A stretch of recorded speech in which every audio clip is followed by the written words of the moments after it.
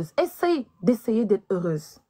Sois heureuse. Trouve-toi un homme qui, devant tout le monde, va dire, écoutez, moi, j'aime cette femme. C'est elle la mère de mes enfants. C'est avec elle que je veux être. Devant tous les Sénégalais. Au moins, moi, il y a eu 4 gars. 4 qui sont venus devant chez ma mère. Djori Gouro, Djori Tandarmo, Djori Chang, Djori Lep. 4. Et il y a le 5e là, avec qui je suis. Essaye d'être heureuse. Moi, j'essaye d'être heureuse.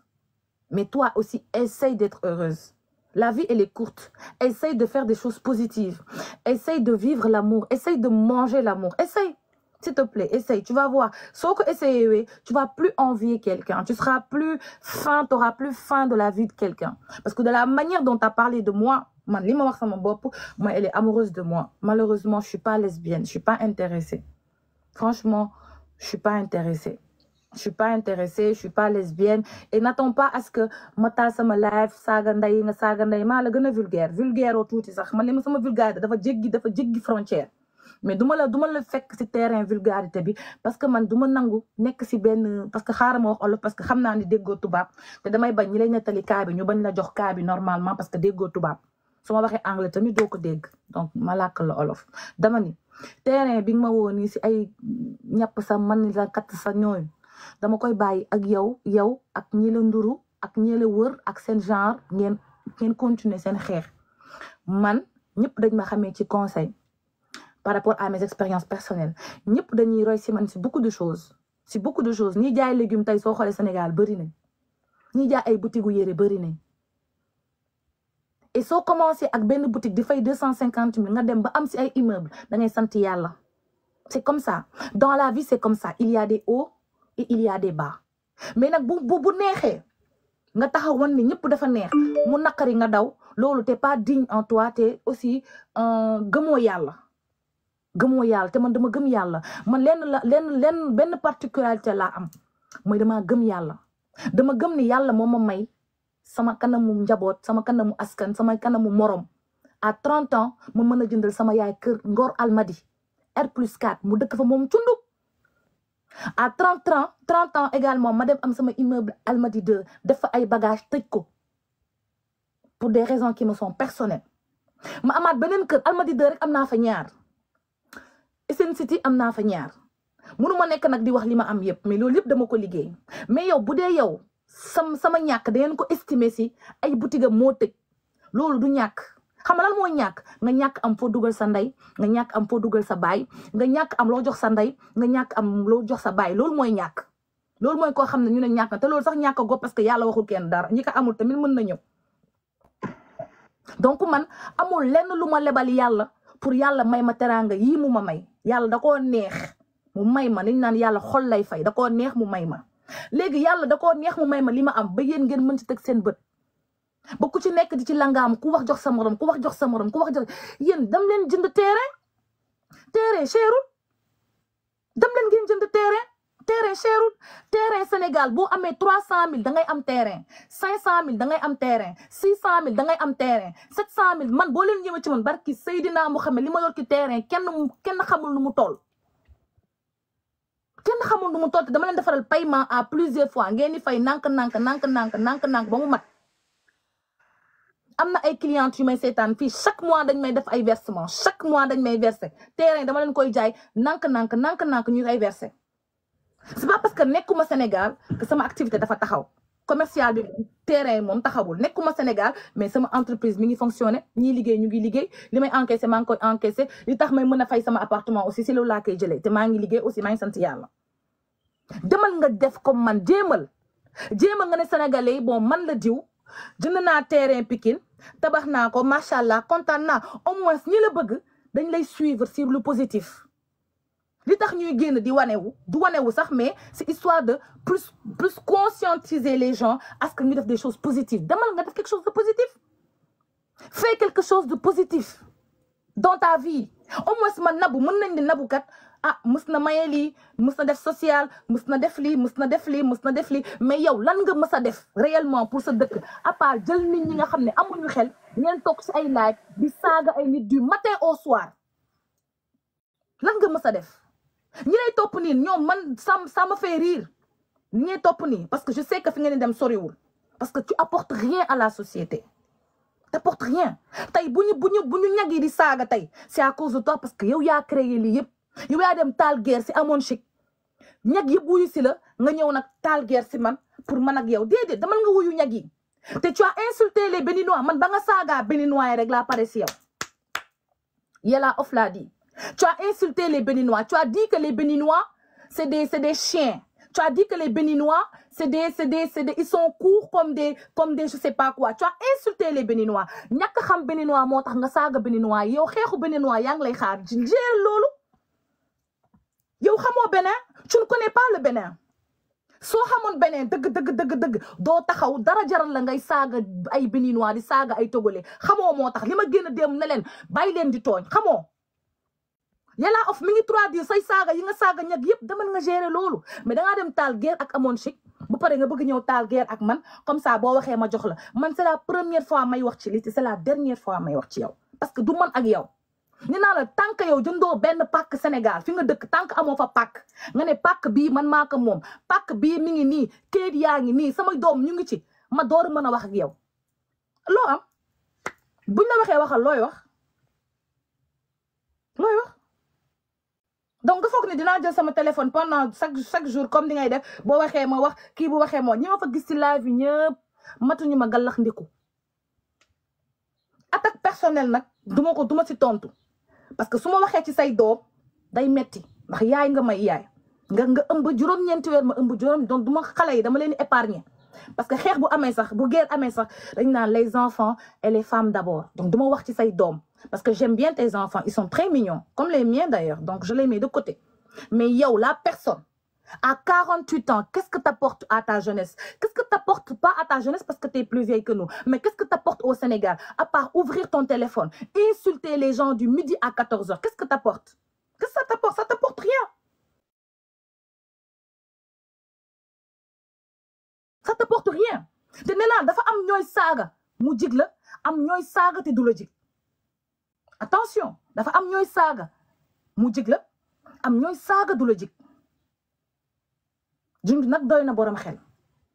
continuer si élan bi bul wàcc continuer di saaga mais en tout cas man ce qui me concerne je ne réponds pas parce que du man ak yow man Ousmane Sonko laa amal affaire moom mi bàyyi Adji Sarr moom mi bàyyi ñaari jabaram dem si Adji Sarr mu koy watal ay cokkam donc waa Pastef suñ yaakaaree jaar si rox pour man noppiloo ma c'est mal me connaître pourquoi ngeen bëgg ma jaxase xeex yi Ousmane Sonko ak rox bokkul rox la ñëpp xamee nañ ko ci dugg si viu jàmbur yi saaga nit ñi wax nit ñi lu bon pokoleeru nit ñi ñëw ñu tappateel ko viu yi am loolu contenu am la sur les réseaux sociaux chacun a son contenu ku nekk ak li ngay proposer man li ma mës a proposer mooy développement personnel entrepreneuriat yàgg wax jigéen ñi bu leen xaddi soo leen laalee fii mu tëj ubbi leen fii parce que milliardaires yi ngeen gis sax ñoom Jeff Bezos ak ñoom comment ça s'appelle ñoom William Burroughs ak ñi ngeen gis ñëpp ils n'ont pas réussi du premier coup donc essayer c'est vouloir réussir il n'y a pas d'échec c'est des façons de reprendre des choses c'est la positivité c'est le mindset positif donc essaie d'apporter quelque chose de positif mais pas la haine. Tu as trop de haine en toi. Moi, je ne sais pas qu'est-ce que c'est cette haine-là, d'où elle te vient. Tu as de la haine. Ton discours est haineux. Tu es parti mélanger la Côte d'Ivoire, tu es parti mélanger le Togo, le Bénin, tu es parti insulter coach de Ciment Dangote, de pute. Yow loo waxul coach rek wax bàyyee woo ma ko. Li nga wax coach yëpp man nga ko wax. Li nga ko wax rek nga ma wax. Parce que loolu mooy ce discours. su ma ñëwee si Jessica li nga waxul Jessica amul. li nga waxul Khaliphone Sall amul loolu mooy sa registre loolu lañ leen sénégalais yi xamee xaste saaga wax lu bon te man malheureusement je savais que le fait que may attaquer Ousmane Sonko ay melentaan ay moustique dinañ génn jéem a matt mais man maay am intelligence su faxas leen bañoon nag juum si ligne may wax nag sama fanseet ñi ma bëgg ñëpp bu leen dara metti si man amul lenn luy tax ma bàyyi Ousmane Sonko pour di wax ci rox nag nii la mel nii la ko ñëpp xamee moom bëggul ko am buzz 2 semaines moom dafa bëgg chaque mois mu am buzz boo amee buzz 1 semaine dina ñëw jéem la nga am nii la def fii Fatou Ndiaye nii la def fii Bastion nii lay def ñëpp ku am buzz 1 semaine rek mu ñëw langaamu ci sa buzz bi ut ci buzz wax la lu bon saaga la ndey saaga sa papa saaga sa yaay sulli say maam wax ci sa njaboot wax ci sa lépp te moom dafa am ñaari doom yu góor te ku saaga woon doomam bi ba Jessica saagee doomam yi ba kii beneen femme bi saagee doomam bi daf ko jaral mu dagg billet dem ba France ne da koy rey ji da koy jami ji paak pour te dire état mentalité en bu mu am parce que si réseaux sociaux la fair play la wax nga ñu delloo la mais dangaa dem paas dem ba dëkk jàmbur ne danga koy rey parce que lim la wax dalaa metti kon man soo ñuy wax ci man ça va pas me faire mal meuf ça va pas me faire mal samay wax nag ak li may wax Ousmane Sonko bu taxee ñoom ñëpp ñu regroupé wu ak yow di la dooleel continuer leen man li ngeen may def nii j'aime bien man j'aime bien lii j'aime bien parce que ça prouve que fi ma jàpp ci Ousmane Sonko nooy na ça prouve que coq yi may langaamu ci Ousmane Sonko mi ngi yëg ni maa ngi langaamu si coq yi 85 kilos yi may peser langaamu coq Ousmane Sonko yi def na effet parce que patriotes yi mënuñ ci man dara dañoo obligé dem rabattre si ginnaaw Rox pour Rox di saagante ak man pour ñoom ñu mën a tàcc way saagal na bu tàcc way parce que ñoom seen 72 heures safuma ku mën a mucc ci 72 heures patriote kooku mën naa mucc si lépp luy ñëw c'est ça le truc ku mën a mucc si 72 heures patriote kooku mën naa mucc si leneen luy ñëw du man ak yow Rox et attention nit da nga koy gis si TikTok bi nii muy dem nii du nooy neex de du ma nooy neex de du ma nooy neex de. Nabou ziar def ma modérateur en attendant les événements def ma modérateur. D'accord Kali. waaw kay yaa ngi rafet nii macha allah def ma modérateur waaw kay. Je t'ai mis en mode mon amour donc c'est pas pareil ma puce du man ak yow lii nga mën a proposer parce que lii nga xam pokaleeru nga xam wax nit ki lu ñaaw sàlliiru yow caga nga yow lii nga à part caga nga à part que yoroo à part wax loolu lan nga am qu'est-ce que tu peux mettre sur la table jàngoo xam nga man boo jàngoon sax damay mën a waxtaan ak yow ñu mën a xulloo mais jàngoo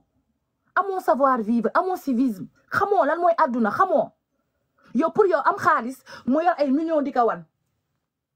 pour yow am xaalis moo yor ay boutique di fay di fay 100 000 50 000 loolu mooy am xaalis mooy from zero to hero mooy yow koo xam ne ay boutique nga doon am di fay 100 000 francs nga dem ba am centre commercial nga dem ba am R+6 xam nga lan mooy R+6 dama yaakaar ne sénégalais ñoom dëgg-dëgg xamal ne lan mooy R+6 da ngeen koy dégg nii rek mu yomb mu neex a wax gàtt ba dee R+6 nga liggéey ko nga teg ko nga jël caabi kër Ngor Almadi woo sa yaay ba mu ñëw ne ko yaay mu ne la nga ne ko yaay jërëjëf ci sonn bi nga sonn ci man jërëjëf si muñ bi nga muñ ci man jërëjëf si jigéen bi nga doon yaay man maa la may kër bii nga dugal ci sa yaay depuis 2016 depuis 2017 ba 2024 sama yaay mi ngi këram kon boo toogee ni sama yaay dañ koy génnee man ça me fait rire man damay xaar jour bu ñuy génnee sama yaay man loolu rek laay xaar jour bu ñuy génnee sama yaay man jour boobu rek laay xaar ba xam loolu yàlla sàkk na bés boobu moom rek laay xaar jour bu ñuy génnee sama yaay rek laay xaar ci ku am titre foncier am te mu nekk si turam état mënu si dara kenn mënu si dara parce que c'est un titre foncier bu dee nag bien yi ma am nag dëgg fa yàlla moo leen metti nag ngeen dem ngeen liggéey wax ngeen ko dama cagatu pour am ko yéen li ma yor ngeen yor te yéen bu original bi ngeen yor man sax mën naa ne plastique bi laa yor man faux bi laa yor mais yow mi yor original yor mi ñëw saignant la viande saignante mais demal nga jaay yàpp bu bees nga yor n'est-ce pas madame 48 ans yàpp bu bees nga yor mais jama jël sa yàpp bi nga jaay ko yow Allemagne boobu nga nekk yaa ma ko gën a jekk yow yaa yor taille fine tubaab bi sa genre bi lañ bëgg parce que taille fine nga amoo taat amoo ween comme ngeer dangaa duma tooñ Abdou ngeer sax xaram utiliser beneen mot comme Nivaquine dangaa lebet comme Nivaquine sa dara safu amoo pour nit ñi topp la tàccu la faaw nga saaga faaw nga dugg si ay nday ay baay mais amoo peps amoo feeling yàlla boolewu la si ñi am bayre dangaa langaamu si bayre nit ñi dangaa langaamu si kaaw nit ñi comme sénégalais nag lii la bëgg moo tax nga am vue mais sinon amoo benn contenu TikTok bu ñëpp la gën au moins ñu ngi liggéey ñu ngi jaay géej di jaay géej ñi di jaay beurre ñi di jaay café mais yow qu'est-ce que tu fais à part sa téléphone teg ko mu xool sa plafond bi doo wane sax sa kanam parce que xool sa bopp sax neexu la au moins man am naa courage sax di live di xool sama bopp mais yow doo wane sa bopp nii ngay def nii plafond bi ngay dóor kii bi nii téléphone bi di wax boo génnee def nii def nii non sa kanam bi ku ko xool rek man dama yaakaar est-ce que amoo déséquilibre facial parce que est-ce que xam nga ne je suis désolée nag pour ñi feebar est-ce que mën nga def nii sa kanam bi mën na yëngatu man j'ai l'impression que benn côté bi dafa paralysé je sais pas hein peut-être man maa parano j'ai l'impression que benn côté kanam bi dafa paralysé parce que lépp nii lay def image buy photo wu sax da ngay gis fii day def nii xaw ba xam côté bi dafa am paralysie te loolu nag li koy waral mooy tu ne ris pas il faut nga moytu AVC de honnêtement entre toi et moi faut nga moytu am AVC parce que lii day tax nga am AVC te gis nga boo amee AVC dootoo live faut nga arrêté ko il faut ngay reetaan te jigéen bu bëggee happy il faut nga am góor sa wet bul ko rus c'est vrai que sëy nga ak tubaab yàlla weddi mais essayer africain y a trop le goût man y a trop le goût dans l'africain essayer am jëkkëru africain essayer ngay dégg bébé tu m'aimes oui je t'aime mon cœur loolu dafa neex loolu rek boo ko amee je sais que t'auras pas de haine t'as beaucoup de haine en toi et franchement j'aurais aimé t'aider si nu ma mën ma jàppale la pour nga am moins de haine je sais pas haine bi lan la peut-être di nga ñàkk sa yaay tamit ñàkk yaay dafa metti peut-être da nga ñàkk sa yaay aussi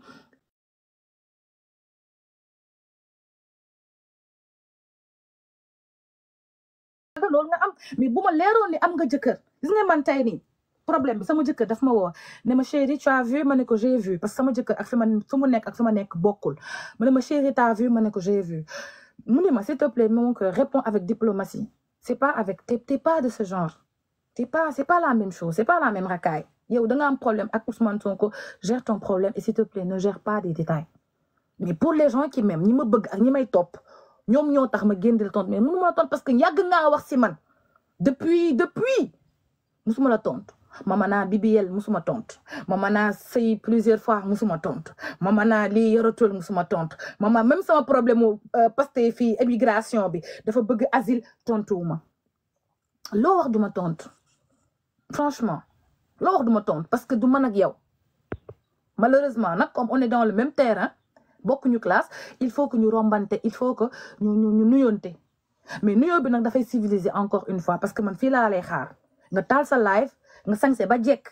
def sa make-up sol sa perruque bu rafet waxtaan ak say fans ñu lay gis tamit mais tout le temps da ngay aj sa téléphone di wane plafond bi est-ce que plafond bi la nit ñi di waxal da ngay génn fan si xool la ñu bëgg la ndax dafa am ñu la bëgg mais tout le temps sa plafond bi ngeen parce que munoo wane sa bopp parce que sa li ngay gis neexu la sa image neexu la li Youssou Ndour waxoon rek laa lay waxaat ñiy làqatu di saaga ñëpp seen image neexu leen seen dundin neexu leen bu ñu sañoon changer seen dundin man ngàcc ngaa man ku mu xullool ci kaw réseaux sociaux yi fii sëy la lay wax Nabou Dash sëy nga man àdduna bi yëpp xam nañ ni sëy naa samay sëy moom siiw na moom ñëpp xam nañ ni sëy naa kenn musuma wax Nabou Dash diw safar la diw moo ko doon tëddee hôtel xanaa nga sosal ma sos rek mais nga indi preuve Nabou Dash kii mooy faram nii moo nii musul am jëkkër nag kenn du ko bañ te dama jar nag lu ma si mën bu ma jaree lu ma si mën c'est de ma faute man maa wax yàlla man maa dem ne yàlla s'il te plaît bind ma si liste mariage yi chaque année dugal ma ci yàlla moo ma xool ba mu neex ko mu ne ma Nabou Dash mi ba may créé mu ne Nabou Dash mi ban góor moo ko bëgg xale góor yëpp fëx man moi monsieur dégg naa jour ba ñu may doon créé aras comme sabar bu tas xale góor yëpp fëx ku nekk yëkkati loxo ñëpp yëkkati loxo xale bu jigéen bi ku ko bëgg ñëpp man sénégalais yee ci ëpp na parce que sénégalais rek laa mës a sëyal sénégalais yëpp yee si ëpp sénégalais yëpp seen loxo donc bu ma sénégalais yi bëggee ba di ma takk lu ma ci man yow tamit jéemal fexe benn sénégalais takk la assumer la wax Sénégal ah man di Rox laa takk jabar fu ñuy baachal tey Rox la ñuy baachal kuy anytime ah Rox mooy anytime yow may sa fan si anytime nag tuuti nga wàcc réseaux sociaux yi ah wala yow doo fas yéene woo anytime fas yéene woo sëy comme xale yëpp tamit am seen sëy fas yéene woo la yow da ngaa fas yéene daal toog si réseaux sociaux yi daal saagante nday ñappante maani la kattal ñappal loolu du ak man li la Jessica Cheguen wax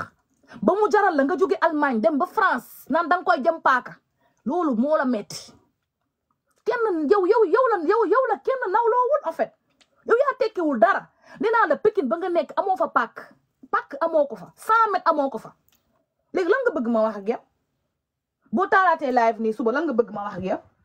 boo ma saaga lan nga bëgg ma jël sama téléphone tamit saaga la loolu nga bëgg boo saagaa ma jox la nga saaga du man ak yow Rox du man ak yow du man ak yow dama xool ñoo foowal si seen cours de récréation boobu seen association de femmes perdues yooyu ak de femmes mal aimées pour ne pas être vulgaire dem leen ngeen xool ñoo leen àndal ci seen affaire yooyu man je suis pas dedans ngir yàlla bu leen ma dugal si seen association de femmes malheureuses association de femmes boo xam ne mënoo am yow jëkkër ju la bëgg mbaraan ngeen a mbaraan amoo leen dara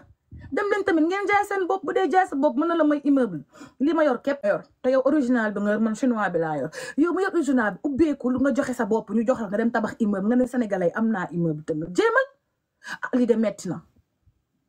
ngay jaay jarle woo may jaay jarle nga ne man mii di jaay yàgg jaay lu tax man ma jarle c'est Dieu c'est pas les marabouts c'est Dieu c'est Dieu c'est Dieu c'est pas les marabouts c'est Dieu Rox du man ak yow waa Pastef ñi ànd ak yow nag nee naa leen xuur Ousmane Sonko yi laay xëcc ak coq Ousmane Sonko yi parce que loolu moo tax yéen ñëpp ngeen engagé wu ci moom naan ma waa Pastef noppalu leen maa engagé xeex bi xeex bi yow rek yaa fii xeex man xeexuma ak yow parce que du man ak yow das na meen yow boo taalee sa live du midi à 14h tontuwuma la nga wax 1h du matin tontuwuma la nga wax 2h nga wax pendant 4 mois may naa la 4 mois nga wax ci man tontuwuma la pendant 4 mois ngay wax ci man tontuwuma la ngay bàkkaar may am tiyaabam nga may sosal may am tiyaaba nga may yàq may gën a yokk boo sonnee di nga mës a bàyyi kaaw na bu nële jël beneen kaa boo sonnee di nga ma bàyyi mais man du ma tontonte ak yow c'est la première fois et la dernière fois ma lay tontu pour ñi may suivre xam nañu ne Nabou Dash du kuy bàyyil du ma ñeexu ñebbe kenn ci réseaux sociaux yi fii taxaw nag saaga nit ki nag Sénégal moom c'est une seconde nature loolu moom diine la léegi Sénégal taxaw saaga nit caga nga baaxoo diine la caga bi nga xam ne chaque année ñu takk ko ah man damaa jar la nag dëgg fa yàlla man caga bu am respect la caga bu jox sama bopp respect la caga la mais chaque jour am ay ponkalum góor ay kilifa ay ingénieur bu nekkul ingénieur nekk ay diplomate taxaw sama buntu kër baax jox ma àdduna ak li ci biir ma sëy am ci doom ah saa waay tamit rek leen xam naa ménopause bi la tamit foog ngeen xam ne crise quarantaine bi nu ne lay feeñee de dama ragal crise quarantaine wala crise cinquantaine parce que tu as 48 ans à ce que li ma xam donc man mënuma waxtaan ak yow je suis désolée je suis vraiment désolée donc tey nii laa def si combinaison bi li nga jongoma lu mu waaw ni ngay live am na solo de yow may live doo pokkeeru daal non Californie doo xuloo ba sa dënd bi wadd du ma ñëw sama téléphone ñaf ko fii ah la classe di wax rek jeeg jéema yoon ni de dinañu ma Californie yégal ñu si live Nabou Dash ne ko ni muy xuloo civilisé na lii da mooy xuloo ku am maanaa nag yaa tubaabe kay maa ngi doon nelaw def say veex mais quand même mais lakkal ma tuuti en anglais quand même en anglais s'il te plaît en anglais you know I was sleeping and they just called me they was like oh Nabou someone is talking about you she said send it to me then I see I'm like oh this girl Rox oh my god I'm not talking to her they're not the same level she's stupid she ain't get to school she ain't get no degrees just guy okay you know what let's talk she ain't got no degrees. She ain't go to school. She can't even write her name. Ask her to write her name. She can't. So why you want me to talk to her? Why you want me to argue with her? You guys are in the US. You're from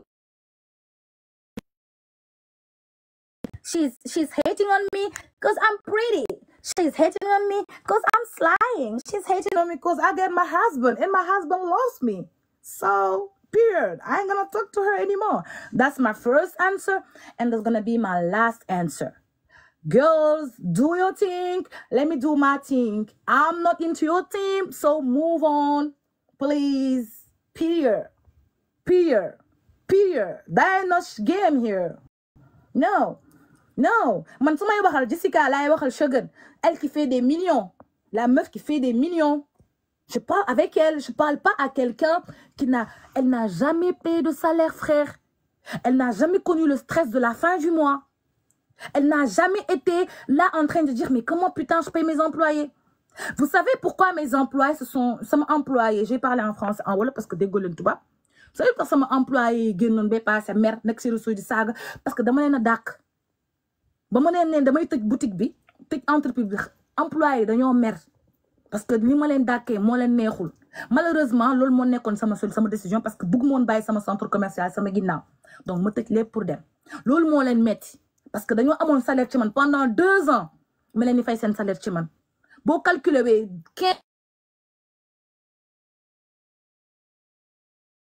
tu vois 2 ans ça fait presque c'est des millions donc le fait que ma arrêté leen si ñenn ñi daf leen a métti moo tax ne duggoon ci réseaux sociaux yi di jéem a wax mais man je sais que samay employés yi mos a liggéey ak ñi man ñëpp au fond d'elles elles me prennent comme leur référence te bëgg nañ ma nawloo nañ ma te bu ñu sañoon nag lii du am je sais xam naa lépp lu ñuy wax si suuf donc koo xam ne musul fay salaire addunaam xamul lan mooy fay salaire musul jël caabi kër may ko yaayam musul jël xanaa xamoo l'islam dani boo mënee sàcc sax bëggal sa ndey sax sàccal bëggal sa ndey yaay lu ko nit defal jaral na ko mais boo dofloo ba sa yaay génn àdduna li lay métti dafay bëri man dama sant yàlla que sama yaay defal naa ko àdduna ak li ci biir Glazelia bijouterie Glazelia duma bàyyi ba fen ñëw naa Adja Thiam bijouterie Glazelia gindal sama yaay presque 15 millions wu or fay ko cash ku dee ak sa ba moo tax Glazelia Adja Thiam fu ma fekk ba ma ko gisee Dubaï il y a même pas je pense quelques mois ak jëkkëram dafa taxaw moo ma xàmme ne ma Nabou ça va ma ne ko ça va 15 millions ak sama yaay or jour boobu ak Glazelia parce que sama xol dafa seddoon kon yaay lu ko nit defal du ko rëccu mais boo dofloo ba sa yaay génn àdduna teraloo ko bégaloo ko sa àdduna dootul neex loo def da ngay forcer man li ma am nag sama point fort mooy dama bëgg sama yaay dama teral sama yaay dama respecter sama yaay dama fonk sama yaay te dama bëgg sama yaay encore une fois dama ko bëgg ba awma ci sago ba ku ma bëgg laa rek ci moom ngay jaar mais ngàcce ngaa ma moom mi nga xam ne liggéey na sama kër baay loo xam ne tey am na doom bu jigéen pas doom bu góor doom bu jigéen boo xam ne génnee na ko ci 30 ans de location sama yaay def na 30 ans ci location 30 ans mu koy loué bu ma nekk xale ñuy loué ma màgg fight ba jëndal ko kër bu nit ñi di copier da ngeen di copier lu baax parce que gis ngeen tey suñ ma woowoon carte téléphone yàlla na yéex maara day taal ñu ne ma Nabou tàgge nañ la sa yaay yàlla na yéex je le souhaite pas tuf au fond de moi je sais que sama yaay fu mu dem elle est très heureuse parce que au moins de son vivant doomam faale na ko doomam toppatoo na ko doomam solal na ko doomam lekkal na ko